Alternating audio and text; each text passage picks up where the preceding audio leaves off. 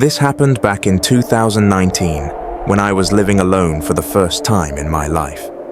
I had just moved into a one-bedroom apartment on the outskirts of Portland.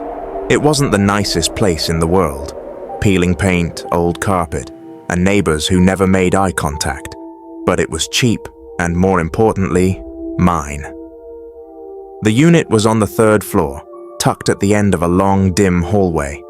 The living room had one large window that looked out over the parking lot and a patch of overgrown shrubs. I liked that it gave me a decent view of who was coming and going, or at least, I thought I liked it at first.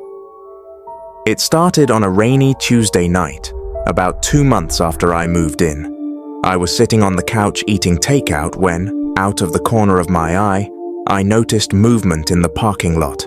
It was just a figure standing near the far row of cars. No umbrella, no hood up, just standing there. At first I figured they were waiting for someone, but when I looked back a few minutes later, they were still there, in the exact same spot, facing my building. It creeped me out, but I told myself it was nothing. Over the next few nights, I started seeing them more often. Always after dark, always in the same place, always looking toward my window. I never saw their face clearly, just a tall, thin silhouette in a long coat. I tried ignoring it, closing the blinds early, but one night I forgot. That was the first time they moved. As soon as I switched on my living room light, they stepped out from the shadow of the cars and stood in the open. Not closer, just visible. I remember freezing with my hand still on the light switch. From then on, it became a nightly thing. I'd turn on the lights, and minutes later, I'd see them out there. Sometimes closer to the building, sometimes further away, but always facing my window. I told myself it was coincidence, maybe a neighbor's guest who liked to smoke outside, but the pattern was too specific. I even mentioned it to the building manager, but she brushed it off, saying the lot was public access and she couldn't control who was out there. One night I decided to test something. I turned on the light, walked to the window, and stared directly at them. For a long time, they didn't move. Then slowly, they raised a hand, not to wave, but like they were acknowledging me. My stomach turned cold.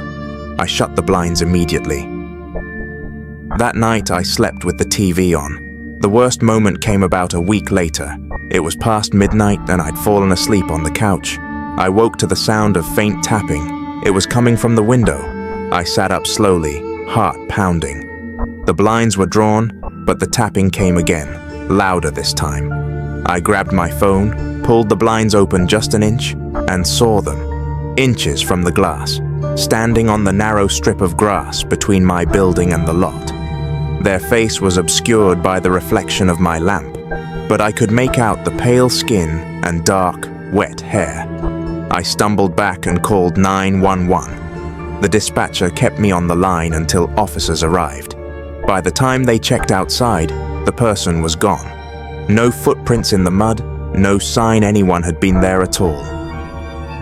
I felt crazy. The officers told me to keep my blinds closed and call again if anything happened.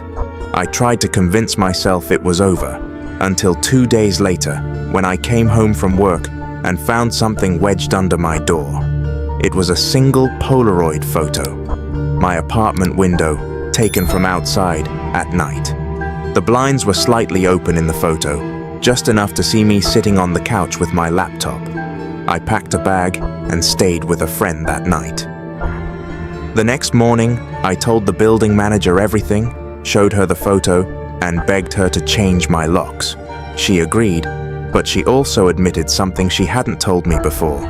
The unit directly across from mine, in the next building over, had been vacant for months, and yet she'd recently noticed the blinds in that apartment were always slightly open, facing directly into my living room. Police searched that vacant unit later that day.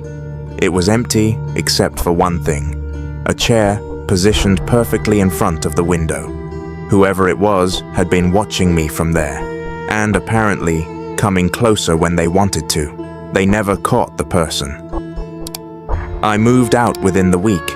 Even now in my new place, I keep my blinds closed at night. Sometimes, though, I catch myself glancing outside when I turn on the lights, half expecting to see a tall figure in a coat, standing just far enough away that I can't quite see their face.